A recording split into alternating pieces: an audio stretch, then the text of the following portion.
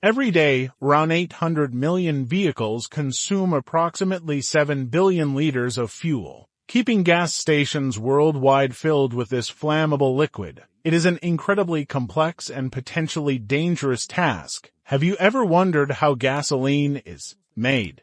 We visited the oil industry in the United States, specifically in Texas,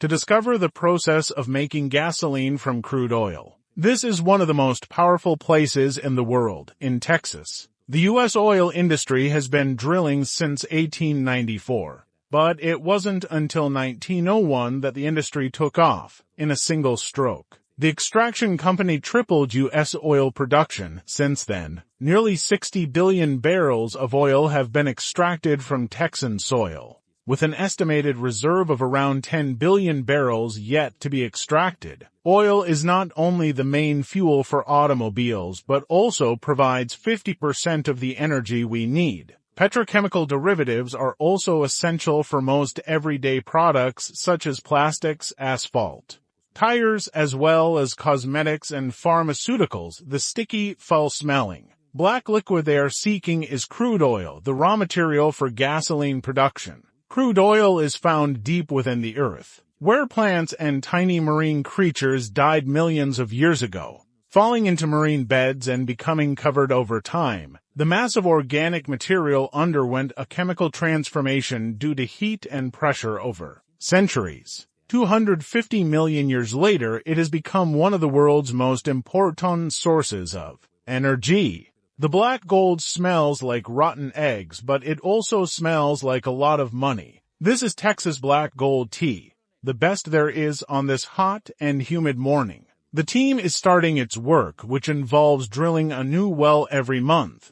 Over 2,000 new wells are dug in Texas, extracting over 900,000 barrels of crude oil per day. To keep the crude flowing, producers like Occidental Petroleum drill an average of 1 new well per day. For the workers, this noisy and challenging work in the sun is just another day at the office. After identifying potential oil and natural gas deposits beneath the ground using seismic technology, the drilling location is selected. While this technology aids exploration, oil exploration remains a gamble. If the well is productive, the crude oil goes to the refinery, where it is modified to produce gasoline, diesel, aviation fuel, and other products. Finding and extracting oil from the subsurface is only half the challenge. They also have to reach the oil in the thermal basin. The crude is located at depths of up to 4,000 meters, trapped within rocks that are 540 to million years old. To reach the oil, they use massive engines to drive a large diamond-tipped drill into the ground. However, friction generates a lot of heat, and to cool the cutting head, water must be continuously pumped under pressure into the hole while drilling. The team must constantly add sections of drill pipe using a 5-ton automatic double wrench. As the drill advances at a rate of 5 meters per hour, this arduous task must be repeated every couple of hours, 24 hours a day. If they're lucky, they'll strike oil. Initially, the pressure of the trapped oil causes it to pass through small holes into the pipe and rise to the surface. However, this natural pressure doesn't last forever, so to keep the oil flowing, a piston pump for deep wells is used. The circular motion of the engine's flywheel is converted into a vertical motion and, like a massive metal syringe, it draws oil to the surface. The fluid from each well travels through a pipe, and the pipes from all the wells feed into a main line leading to a gas disposal vessel. The fluid contains carbon dioxide, hydrogen sulfide, and natural gas, which must be extracted. These pumps are used to collect Texas black gold. However, these oil fields are far from where the crude is needed, so a series of pumps send it through a pipeline on a 1,000-kilometer journey to its destination. This is the largest oil refinery in the U.S., with over 8,000 kilometers of metal pipelines covering 10 square kilometers. This plant can refine over 562,000 barrels of crude oil per day. The noise is deafening, and the 4,000 plant workers use over 1 million ear protectors each year. This facility not only processes Texas crude but also refines oil from around the world. Crude oil contains a mix of hydrocarbons, each with a different number of carbon atoms. These hydrocarbons have different weights, with propane being the lightest and the heaviest being used for asphalt. The team removes and treats hydrogen sulfide, transforming it into sulfur, which a local farm buys for use as fertilizer after heating the crude to over 370 degrees. It is pumped into the base of the tower and vapor rises as if it were boiling water.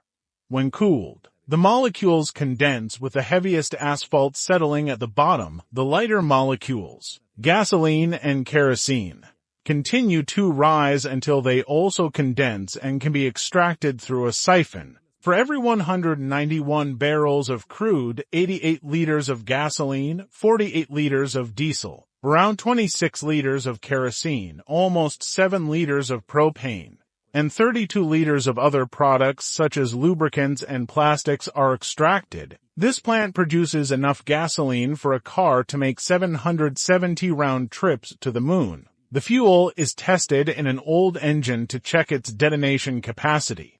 Detonation in an engine occurs when the fuel ignites spontaneously when compressed in the engine cylinder. The laboratory can then return the data to the refinery to correct errors in the mixture and ensure it is perfect. It's time to open some valves so that the gasoline flows through underground pipes to nearby terminals. From here, it goes to massive tanker trucks. But filling a tanker truck is more dangerous than filling a car's gas tank. A failure in loading or unloading the truck could result in a serious explosion. The metal body can generate sparks due to static electricity. So the first thing they do is lay a grounding cable and activate protection sensors against possible overfilling. A second pipe, known as the vapor recovery pipe, absorbs the emitted vapors to prevent them from dispersing into the atmosphere.